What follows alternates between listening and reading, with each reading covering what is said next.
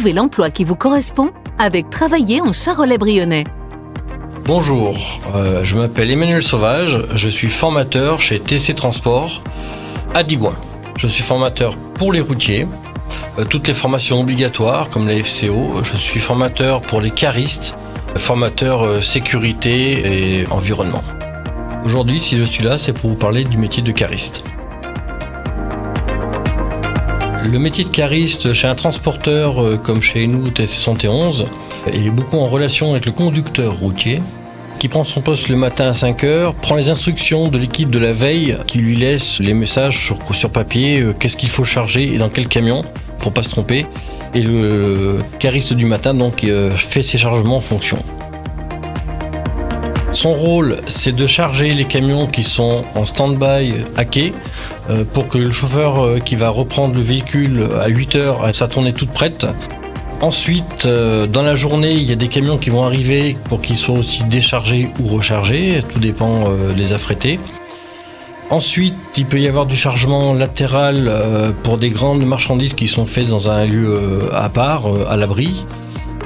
La marchandise, elle est stockée et le cariste, son rôle aussi, c'est de gérer tous ces stocks, que ce soit pratique à prendre, que ce soit propre aussi, parce que son rôle aussi, c'est de tenir l'entrepôt en bon état, que ce soit facile pour la sécurité et le passage des personnes. Après, ce qui est vraiment important, c'est quand on charge un camion, le cariste, il faut qu'il soit très perspicace au niveau de la marchandise par rapport aux longueurs, au poids. On ne charge pas un camion n'importe comment, c'est-à-dire que le poids le plus lourd, c'est pas trop à l'avant, c'est pas trop à l'arrière, c'est plutôt au milieu du camion. Ensuite, si la marchandise est très longue, il faut agrémenter avec des palettes un peu plus courtes pour pouvoir que toute la marchandise se touche, parce qu'en cas de freinage, il faut que la marchandise ne puisse pas se balader dans le camion. En cas d'accident, c'est très très important. Donc tout ça, c'est des choses que le cariste il doit maîtriser correctement et on va dire spontanément. Les journées les plus actives pour le cariste sont les lundis, mercredis et vendredis. C'est là où on a le plus de flot de marchandises qui passent sur les quais. Parce que c'est les jours où les camions y partent et ils reviennent les plus fréquemment. Et d'ailleurs, c'est quelque chose que l'on voit très bien sur la RCEA. Les jours où il y a le plus de circulation poids lourd, c'est le mercredi. L'équipe du matin termine sa journée vers 13-14 heures, à l'heure où l'équipe du soir reprend le travail. Et eux, ils vont finir leur journée entre 22, 23, des fois minuit. Tout dépend de l'afflux de marchandises qu'il y a à charger ou décharger.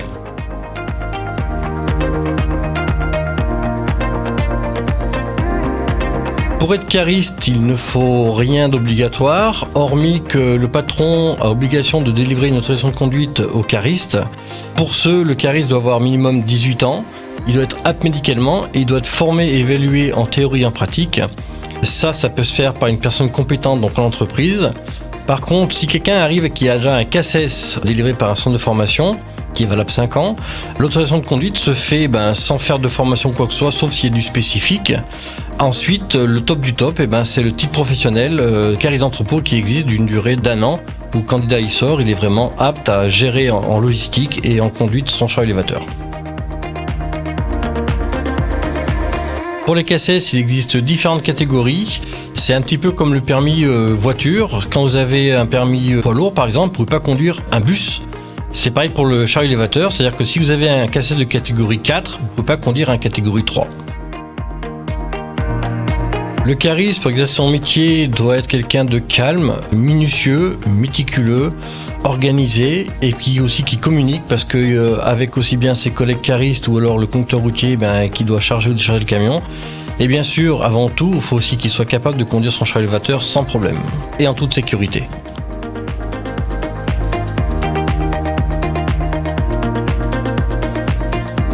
Le métier de cariste, ce qui est génial, c'est que si vous n'êtes pas là, le camion il ne partira pas ou il ne pourra pas être déchargé. Sans le cariste, le métier de conducteur routier ne pourrait pas exister. Ce métier vous intéresse ? En un clic, trouvez l'emploi qui vous correspond sur emploi.charolais-brionnais.fr. Travailler en Charolais-Brionnais, réalisé par Radio Cactus en partenariat avec le pays Charolais-Brionnais.